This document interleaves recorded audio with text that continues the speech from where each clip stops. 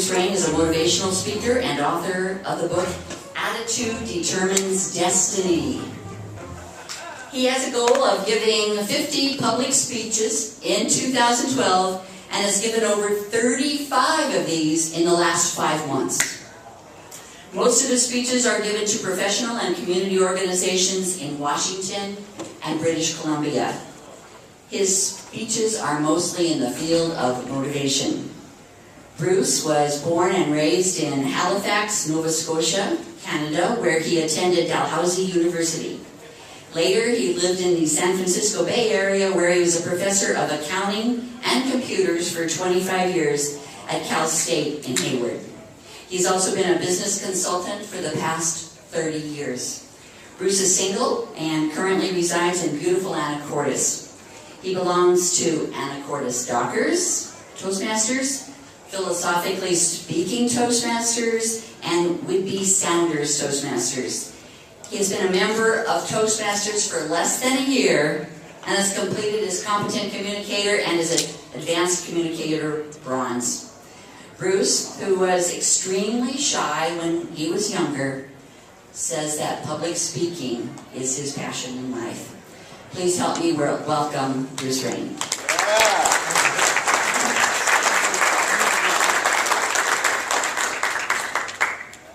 Toastmasters is really awesome. Did you guys hear that over here? Toastmasters is awesome. It is incredible. When she said that it changed my life in dramatic ways, twice, I mean it in very dramatic ways. The first time when I was 25 years old, I wanted to be a teacher. From the time I was like 5 years old, I wanted to be a teacher. At 25, I had the skills, I learned the knowledge and everything. There was one little tiny problem. I couldn't talk to anybody. I never had a date before I was 20 years old. And after that, it was mostly arranged dates, you know. I just could not talk to anybody. I went to Toastmasters in a special 8-week program that they offered for new accountants. I went there for 4 weeks, I said nothing. By the 8th week, I was the chairman of the meeting and ran the whole show. I just loved it. It was like it was a natural gift that I had, but it just was buried under all this garbage from childhood. The next month, within a month of doing that, I went out and I got a job as a professor at a university. And that was my career. So Toastmasters got me into teaching at that professor at that university. This was in Eastern Canada. But my dream was to live in California. Within a month, I was a professor. Within a year, I was a professor in California. And I spent my career in the San Francisco area as a professor. Now, if you think speaking is difficult, try to be a professor of accounting. There's a challenge. For 15 years, I did accounting strictly, and then I moved over to accounting and computers. So accounting software. Now, the problem with that, people always ask me computer questions. I know accounting software. I don't know anything about computers, you know. As a matter of fact, this morning I had to get somebody to turn this on for me, you know. So some issue. You had to hit the screen in order to wake it up. You know. The second time that Toastmaster changed my life was after I retired. I really believe that the gift that God gave to me was to teach. Now, some people say it's not a teacher, you're an encourager, because I love encouraging people. But when I retired at 55, mainly because I was working for the state of California, and I wasn't so sure that they weren't going to go bankrupt in the next few years. So I retired at 55, I became a consultant, and what happens when you retire and become a consultant? What happens to your pay? Instantly doubles. It's incredible. You know, I was working 1 week every month, making over $100,000 a year. It was great. So I worked at that for 5 years. It wasn't very challenging. You know, accounting, you sit in a cubicle and you don't do anything for 12, 14 hours. Very stressful. On top of that, I was working in California, living up here, and I lived in a house, the company house, which they stocked with junk food. Now, I don't eat junk food. I only eat the good stuff. I only eat like nuts and chocolate. And so I would work for 12 or 14 hours, and it was very stressful because I was doing all this work. And then I would go home, and I don't own a television, but they had a television in this house, and they had all the movie channels. I love movies. So I would go home, and I was exhausted, and I would sit there and think, I'm just going to relax for a few minutes, and there's always a good movie on. And, well, maybe I'll just have a few nuts, you know. Well, about a pound of nuts later, and 2 hours later, I'd go to bed, and do that for a while. I'd put on 20 pounds really easily. But I just didn't have any sense of purpose while I was being a consultant. I mean, I was doing lots of contribution for that company, but for me, I wasn't contributing to individuals. So after I retired from there, I decided to go to Toastmasters. Now, being a professor, one of our occupational hazards is that we think we know everything. You want to change your tire? I can teach you how to do that. You want to climb a mountain? I can teach you how to do that. So I thought, well, I am the wise professor. I'm going to go down to my local Toastmasters, and I'm going to help them teach people how to be better speakers. Because I used to do that. Believe it or not, in accounting class, I used to teach people how to be better speakers. So I went down to my local Toastmasters. They gave me the Competent Communicator manual and said, start doing those speeches. The first 3 speeches I did were the hardest speeches I ever did. You give me a classroom full of accounting students, give me 3 hours to talk, no problem, no notes, no nothing, I'm just off to the races. You give me 5 to 7 minutes, and I've got to get a message across and cover all my stuff. That was tough. But I learned that, and so I started last July. When I hit this year, I finished my Competent Communicator about 6 months. And then this year I set the goal of 50 speeches. Most of those speeches are outside of Toastmasters. Go around to Kiwanis clubs, Lions clubs, Rotary meetings, Chamber of Commerce, stuff like that. Anywhere from Seattle to Vancouver, BC. If they want a speaker, I'm out there. Now, I have the luxury of being retired. So all the time they'll phone me and say, so-and-so got sick, he's going to speak tomorrow at noon. No problem, I'll be there. And so I get a lot of last-minute calls like that and do talks. When I got back into Toastmasters, my whole life came alive again. And I just have a passion. I've always lived with a lot of passion in life. Just in case you haven't noticed, I'll tell you that. I always lived with a lot of passion in life. And so my life just came alive again. I just really have passion for speaking. When you put me in front of an audience, it doesn't matter if there's 2 people or 2,000 people, I'm just thrilled to death. And so I just love doing this kind of stuff. And I love encouraging other people. So this year, I'm dedicating my next year to teaching in Toastmasters. So I'm doing this program like this. I have another one which if you were here earlier, you heard Bruce Meeker speak. I took his speech and I'm doing some of that same stuff, teaching people how to do valuations. And I'm going to be a vice president of education for something, a district, an area, or something like that. And this is my thing I want to do, is to train people. Because when people come in, like me, those first 4 weeks, if I hadn't stayed there, which I had no reason to stay since I was terrified and I didn't say anything, I should have left. But I stayed there and ended up speaking. I want people, when they come in the first time, to be really encouraged. I go to a meeting and I see that you're there for the first time. At the end of the meeting, I'm going to come by and say, I'm glad you did this, or, you get up and spoke. Now, most clubs have the philosophy that everybody should speak every meeting. Even if it's only a little short thing, they should speak every meeting. And so I'm going to go up to you and say, I know you only spoke for a few seconds, but I can see that you enjoyed it, or I really encourage you to do that. Or I'm going to say something encouraging to help that person come back again. Because if you just, if you go to a meeting, even if you've been there for a year, if you go to a meeting and you don't speak, why come back next week? So I really encourage people to speak, and I really encourage them when they do this. Is what I would like to do is walk through the Toastmasters. Let's rewind that. The Toastmasters program from the day that you first walk into a meeting until you get your DTM. And we'll go through all the different steps. And when I was preparing for this today, I realized what the easiest step of the whole process is? The DTM. You don't have to do anything with the DTM. You've done all this stuff, and then they just give you the DTM for kind of a prize at the end. When you start off, we'll go through the program, we'll go through the overall program, we'll go through the communications track, we'll look at the leadership track, and then I'll give you some hints of how to finish this or work on this faster. Most people speak, how often? How often do you speak in your clubs? Once a month? That often? Less often? Okay. I speak on the average of once a week, minimum. I've had days where I give 3 speeches. Today I have 2 speeches. I have this one, I have one this evening. Okay. If you join multiple clubs, and I'll give you some different techniques of how to speak more. Because if you want to get ahead, if you want to get comfortable, the best thing is to speak. And just get up here and just make lots of mistakes. And people are scared to go outside, like when you go to Kiwanis clubs or Lions clubs, stuff like that. They're the easy places to speak. I mean, when you speak at Toastmasters, people have expectations of you. And then, as they said, there's a guy back listening, and he's going to evaluate you later on. You go to Kiwanis Club, and they're like, wow, he can speak. They don't know how a speech goes, or if it was good or bad or something. And if you make them laugh a little bit, well, then they're just thrilled. So let's look at the program here. You should all have this handout. If you don't have this handout, there's more up here. We have Vanna White down the back there is giving out the handouts if you want support.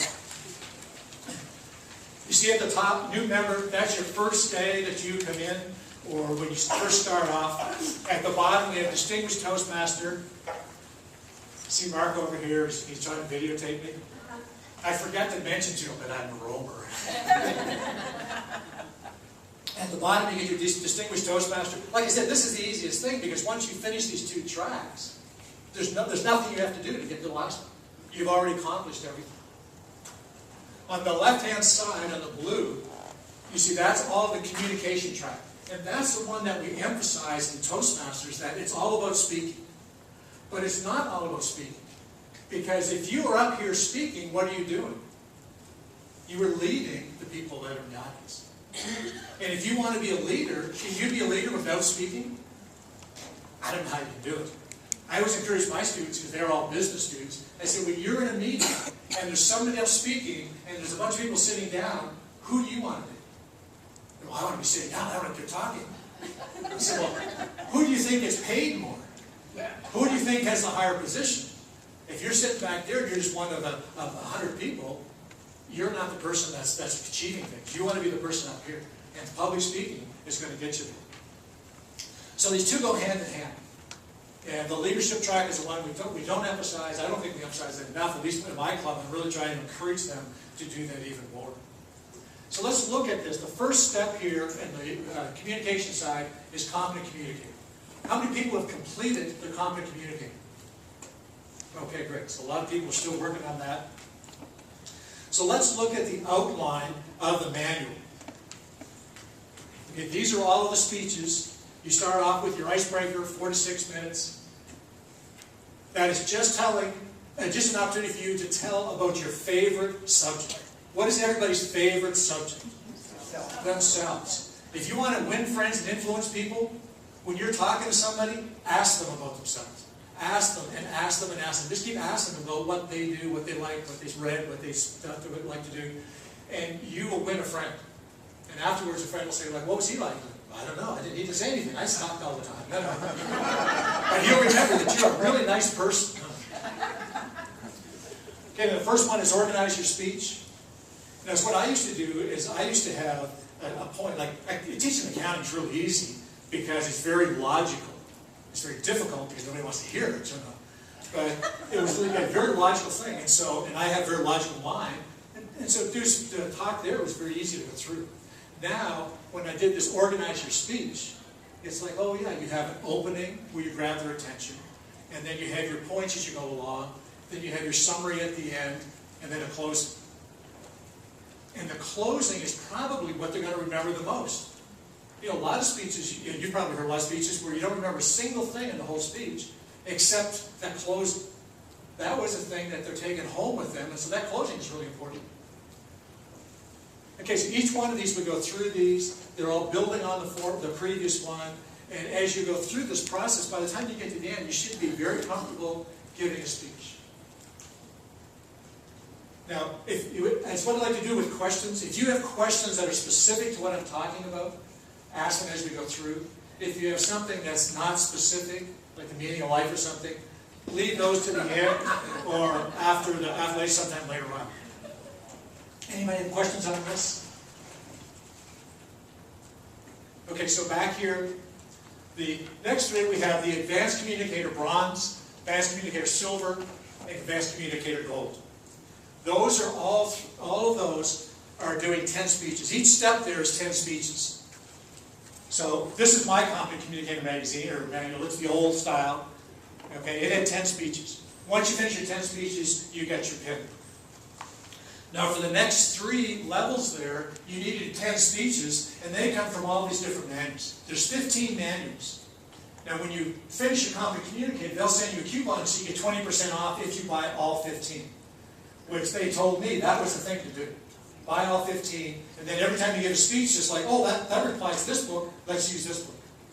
This morning, somebody said, no, you don't have to do that. You just go on the website, and you can download them all for free and print them out. And so, you're shaking your head no. No, not those. Okay, that's what somebody said in the early meeting. Okay, they're lying. Okay, get that guy back in here. Confident Communicators. Confident Communicator's free? Oh, okay. Yeah, these are, so it's 15, I believe it's like $75 for all 15 or $60 if you buy them as a group. Now, the other day I was giving a talk and I was looking at my manuals and it's like, that doesn't fit in these manuals. And there's a storytelling manual. So it's like, I don't know if we're telling stories, you know. So I wanted to tell what experience I had in my life and a lesson I learned from it. So I got that manual out and said, well, tell the story in a story form. They gave the different objectives. And so I said, this is really interesting. I'll take my story, which was about my not doing too well the first year of university, and my first year experiences in the Navy, these exciting ways of learning from your mistakes. And so I thought, okay, I'll take that and I'll do it like this. And I thought, wait a minute, they want me to tell a story. What if I take it, not just a story, but what if I take it and make it into a fairy tale? And so that's what I did. So I started off my story, once upon a time, in a land far, far away, called Canada. There lived a handsome young prince named Bruce. And so now I just love that. I just enjoyed that manual, and so I'm doing more of those. And so I just take stories of my life and put them into some kind of context like that. It just makes them more interesting. And now one of the things that I felt when I first did that, I thought, people aren't going to like this. They're going to think I'm insulting them by telling the fairy tale. My feedback from most people was, treat us like we're 6-year-olds. I mean, even play it down more like a fairy tale and not so sophisticated. You know? Okay, second step is our Advanced Communicator Bronze. Do 2 of these manuals, any 2. Now, you don't have to do them all in Toastmasters, and you don't have to do them all in your Toastmasters club. So I visit a lot of other clubs, and all the speeches count. If you go outside of Toastmasters, 2 speeches in every manual will count. But they have to be evaluated by a Toastmaster. If you do presentations like this, I'm being evaluated today, this is going to count towards my silver. So for the bronze, we do 10 speeches, that's it. For the silver, we do 10 speeches. Then we have to do some things outside of that category here. And I've missed my magazine here. There's another manual, special manual, that you have to do some other stuff. And it's just basically 2 more speeches. Then you get down to Advanced Communicator Gold, then another 10 speeches, and then there's 2 more things you need to do there. So let's have a look at these different manuals. Now, if you send, and on your handout there, it tells you how to get the handout. Either friend me on Facebook or send me an email, go to my website or whatever you want to do. And I'll send you all of this stuff, but it'll be in more detail. So, for example, where I have special occasion speeches there, it'll tell you all of the 5 speeches, the outline of the speech, the time, and everything like that. Excuse me. I have one of those in front of my book, and I keep scoring. Every time I do a speech, I keep scoring them there and say, oh, this one's getting close to full, maybe I'll do a couple more in there and finish it up. Humorously speaking, was one that really intimidated me until I looked at the requirements. It's not, you don't have to get up and give a whole comedy routine for 5 minutes. It's that you have a humorous story at the beginning or at the end or something like that. So, excuse me, it's not as intimidating as I thought it was. Any questions on any of these? Special occasion speeches are just that, you get an award, or you're giving an award, or a friend of mine did one for her, she was like the best man, she was the best man. Anyway, she was at a wedding, and she had to give a speech, and so that was the, so it's best man, it's not the best woman. What's the other one? Maid of honor. Okay. Well, I just love weddings, so you can tell. Is there any benefit to do speeches by management if you're not in management? Yes. Every one of these is, I always had the same question. Colin's question is, if I'm not management, should I still do speeches? Well, hopefully someday you are management or somewhere up there. But there's advantage to doing all of these because you learn different things. Like, for example, when I said with storytelling, it didn't seem appropriate to me when I did it. I just loved it. And it adds a whole new dimension the way I speak.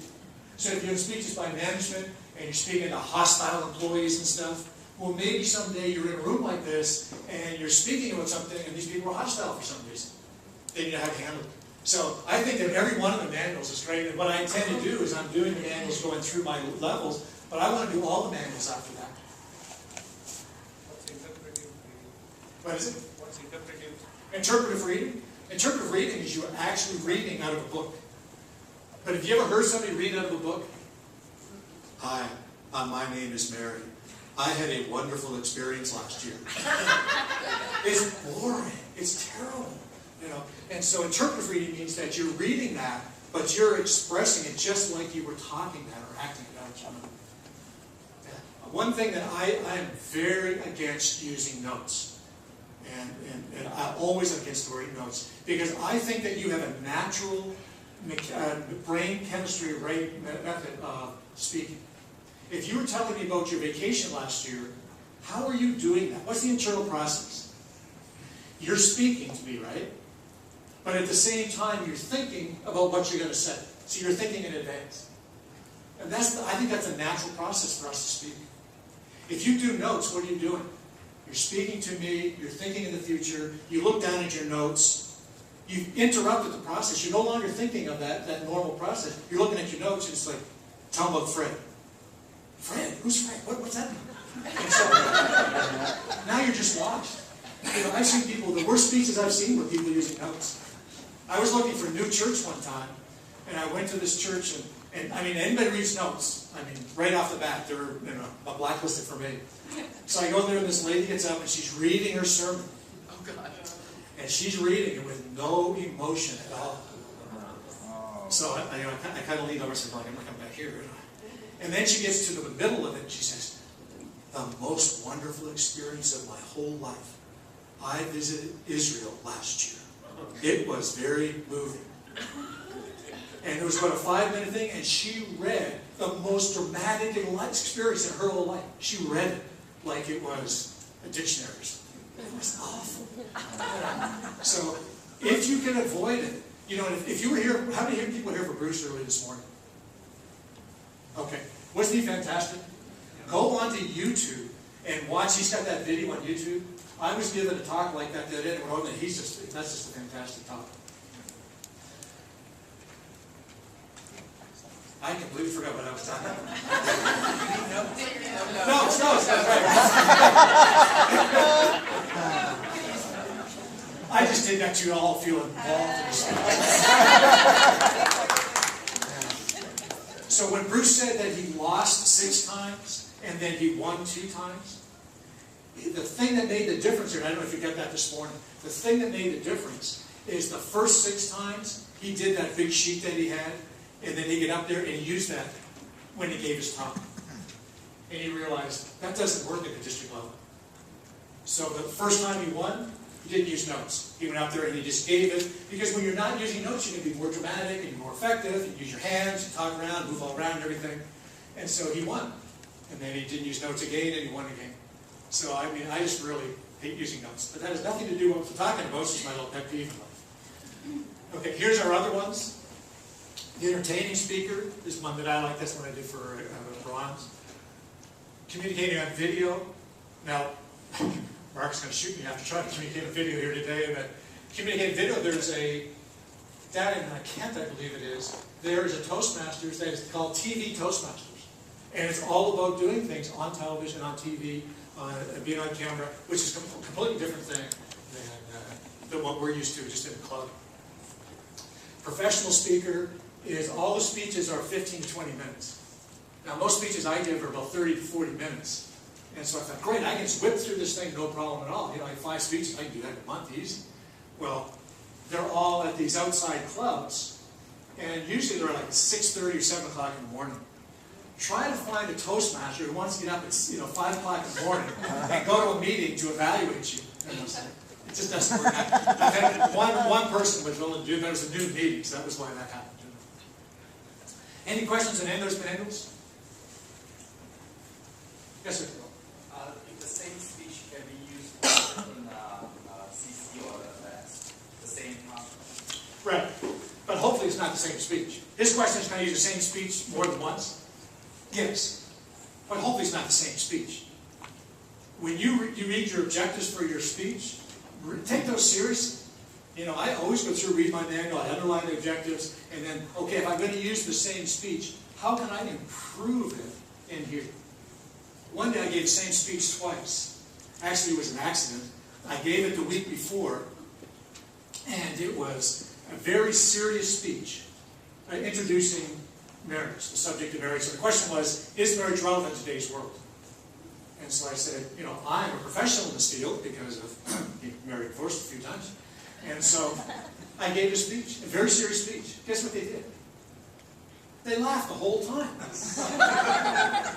At the end, they said, like, oh, that was really funny, you know. And I said, I wasn't meant to be funny. This was my life. I'm living this. So the next week, I pulled up my humorously speaking thing, and it's like, a humorous speech. Oh, I'll do that marriage thing again. Okay? But how can I change this around? How can I make it better? And so I did that. Green already. So I did that. She just waved to me like, slow down. I did that, and it was really good. Well, that night I had to go somewhere else, and I was sitting there talking to this lady that was sitting beside me. The first time I'd ever been in the club. And I said, one of my principles is I always have a speech ready to give. At any point in time, if you said, you know, can you give a speech? I'd say, yeah, I'll do it right now. She said, are you serious about that? I said, oh, yeah. She said, well, our second speaker didn't show up now. You want to speak? Sure, no problem. You know. So I took that speech, and in like the 5 or 10 minutes I had before I could give it, just kind of rewrote it. How can I make this a little bit better, adapt it to the situation? If you're always prepared like that, you can adapt very quickly because you just get really comfortable with it. The other day I gave a speech, and as I got up to speak, as they were introducing me, they said, "Oh yes, and you know, the theme of the meeting is such and such, and all of our speeches tonight are along that theme." And it's like, really? Mine's not along that theme. So you know the thinking process. I was talking, I was thinking I was going to talk, and I was writing my speech at the same time. No. That was pretty dramatic. You know? Question: once you get your go through your competent communicator manual, because I haven't gone through my entire one yet, can you speak from any of those advanced manuals? Yes. Now, you can do all 15 at once, but you need 10 speeches out of just 2 manuals, after 2 completed manuals. Not 10 speeches altogether, but you have to have 2 manuals of 5 each to get your next level. So if you're speaking on like 1 out of each book, it's going to take a long time, which is what I started doing. And now I focus on just 2 manuals. So right now I focus on 4 manuals. I'm doing like 2 steps at once. So Yes, do sir. you have any sequence or option to choose which one to after completing the sequence? Oh yes, those manuals are completely optional. So once you get to there, out of those 15 manuals, pick any 2, work on those, and pick another 2, work on those. Yeah, you're all set. Cynthia? Yes, as far as having a speech ready, like you were saying, have it prepared, and so just on a dime you can switch and do something. Well, the table topics is kind of preparing all of us for that purpose, is to be able to quickly put together thought and have something to communicate and do it well, right? Exactly, yeah. Yeah. Yeah, and one thing, I'm always thinking about speeches, and one day I was thinking about the speech, and I've been thinking about it for 30 years. It was just like a little thought that was in my head. And then one day they were doing table topics, and they asked me the very question that I had been thinking about. It's just like, oh yeah. So I gave that because it was just all ready to go. And the more speeches you do, the more comfortable you get with this. And like these stories I was saying, if I have to get up to give a talk sometime, I can just look back at some of these speeches and I can draw on that and go ahead and talk. Let's look at the leadership side. The leadership side just has 1 manual. Looks like this. Mine looks like this anyway. It has these different things that you need to do. Most of them you do in automatic. Be a timer, be a grammarian, be a vocabulary, all these different things, just the jobs in your club. Now you see the arrow going from the left to the right here? In order to get to advanced bronze, the leadership bronze, you have to do both competent leader and competent communicator. That's what that little arrow means. Now another way of looking at this diagram is if you start from the top when you're a new member, the focus is on yourself. Competent communicator, competent leader, it's all about yourself, making yourself better. When you get down further, particularly on the leadership side, leadership bronze, that's more about working at the club level. The same with the advanced communicator silver, it's more about working at the club level. So these extra projects are things you're doing in your club to make your club a stronger club. And you get down to the bottom, the advanced leader silver and the advanced communicator gold. Then you're going outside of your club into the community. What are the benefits of Toastmasters? You get to be a better speaker, right? That's only just a little tiny part of it. You get to be a better leader. Who benefits from you being a better leader? Not you so much, your community does. So in your church, you can be a leader. In your civic group, Lions, Kiwanis, whatever you're in, you can be a leader. Whatever there is in your community that you're involved in, you can be a leader. So your community really benefits. So as you're moving down this slope, you're starting from yourself and you're moving down outward towards the community.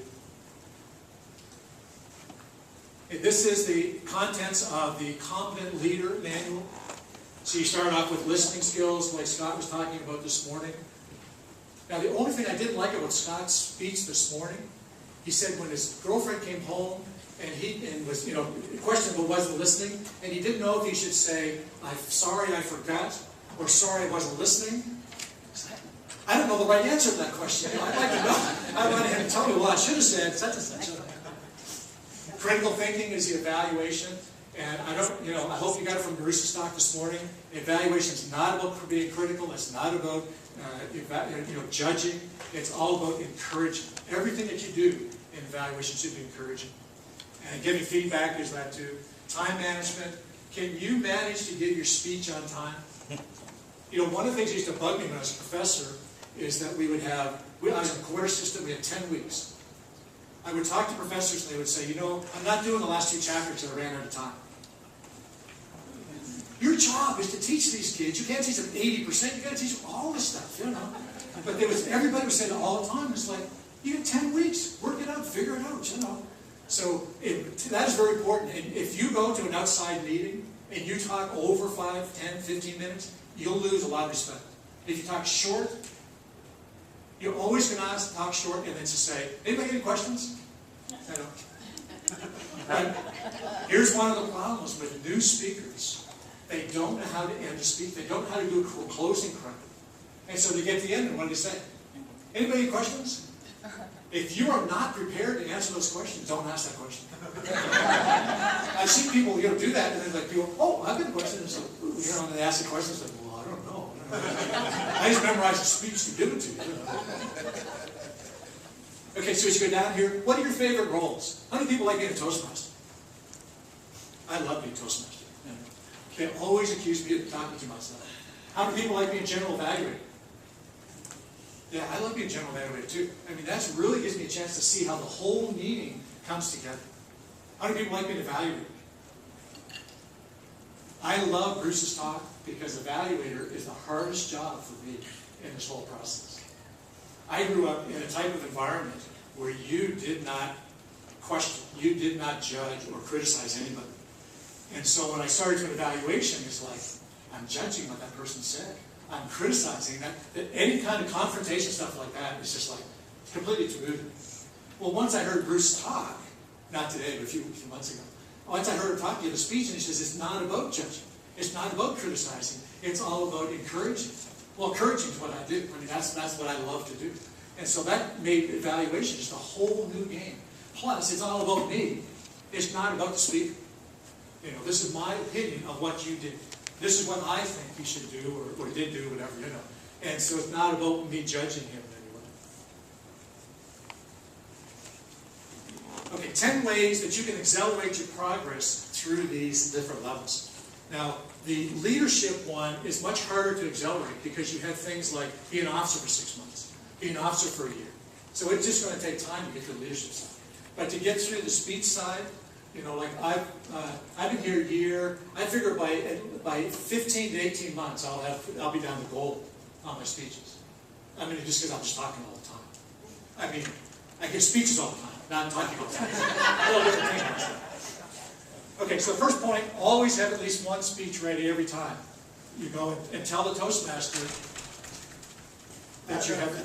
Sorry, every time you go to a Toastmaster meeting, you have 2 things I'm going to say. Okay, so they'll always have a speech ready. Now, what I do is I always have like 4 or 5 speeches outlined.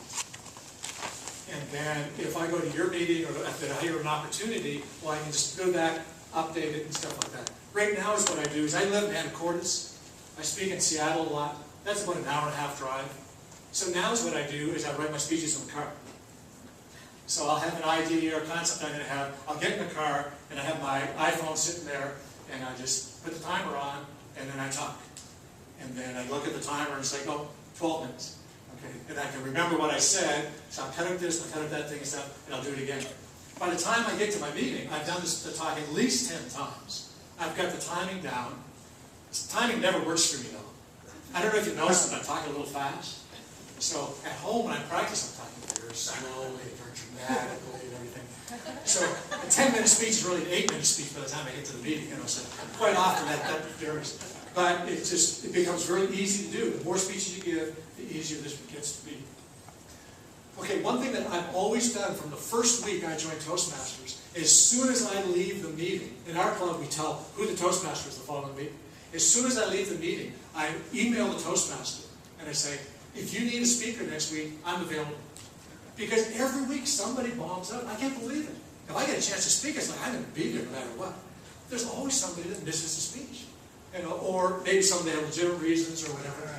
So I always email them, and I've gotten all kinds of talks like that. And it's embarrassing sometimes. So I'll be like 3 or 4 weeks in a row I'm giving speeches. And people say, well, how come he's talking all the time? It's like, because you're not talking. If you're talking, I'm not going to be talking. Okay, when you're presenting an award or receiving an award, you know, don't sit up there and say like, thanks, see you later. Okay, one of those manuals, go back and look at the manual, special occasions, specialty speeches, go back there. If you're presenting an award, do it. Take 3 or 4 minutes and really craft a speech and give the award. If you're receiving the award, same thing. You know, make it a speech, do your 3 to 5 minutes, and get your credit for it. And always carry your manuals to your meetings all the time. You know, my briefcase there, you know, weighs over 2 tons. Because I carry my computer and all my 15 manuals, my leadership manuals, and handouts, and all kinds of stuff. Okay, I say enter a humor speech contest here. Okay, but every speech contest you get into. Because once again, it's experience, and it's a different experience. Now, the funny thing is like when I come to do a speech like this is like the easy speech for me. Because this is 45 minutes. I have my points, but I can kind of meander all around, and I'll cover all my points, but I've got 45 minutes to do it. When I've got 3 to 5 minutes or 5 to 7 minutes, there's no meandering there. I mean, you're just right down the line. I was at a speech contest last year, and I won at my club level, because I was the only one that was there. And,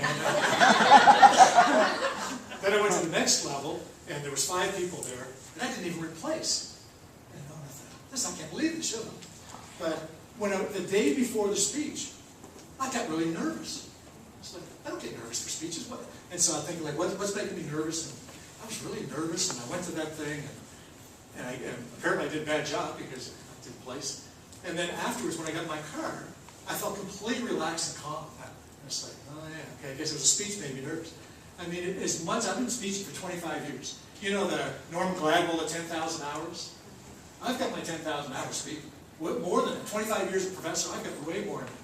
But I get nervous at those speeches for a contest because I am going to get evaluated. I'm going to get judged. And you may call it encouragement or whatever you want to call it. But when they say that, here's the first 3 people and you're not one of them, that comes across to me as judgment and criticism. Okay, so we have a Tall Tales contest in our club.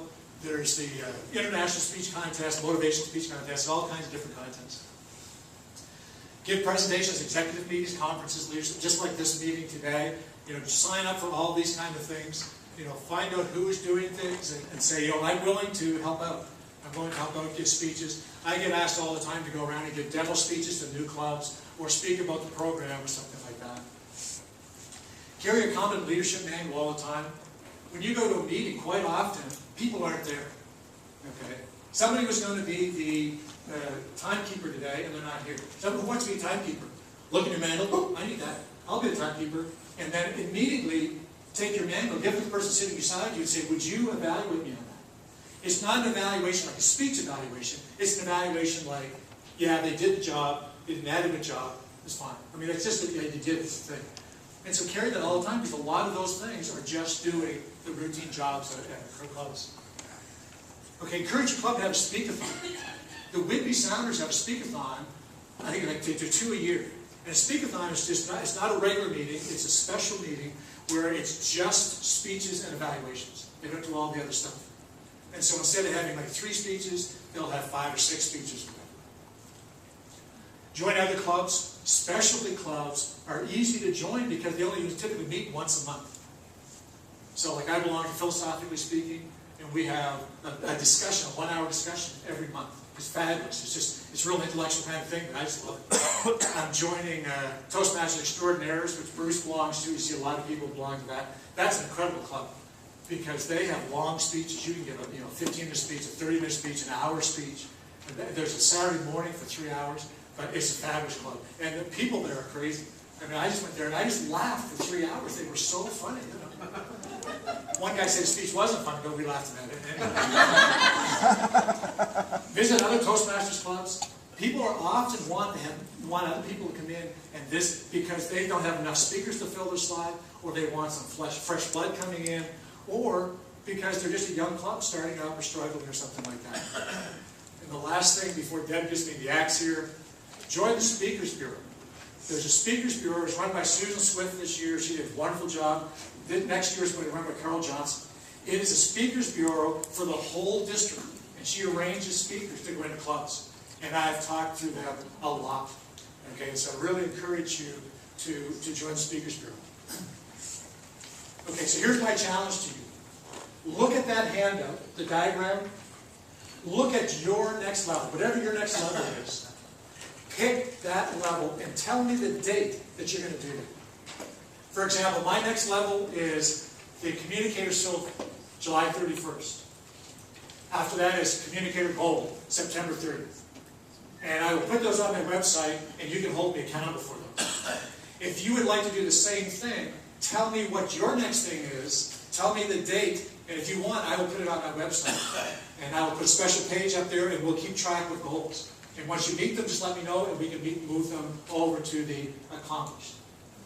If you set that goal, I guarantee you, you will accomplish a lot more. In conclusion, before I get the hook here, okay, if you don't know it, I think Toastmasters is just awesome. I think public speaking is just a lot of fun. Never mind the career benefits and all that stuff. It's just a lot of fun. I mean, can you think of any more fun than being up here for 45 minutes and talking to you guys? This is incredible. You know, thank you very much for coming today.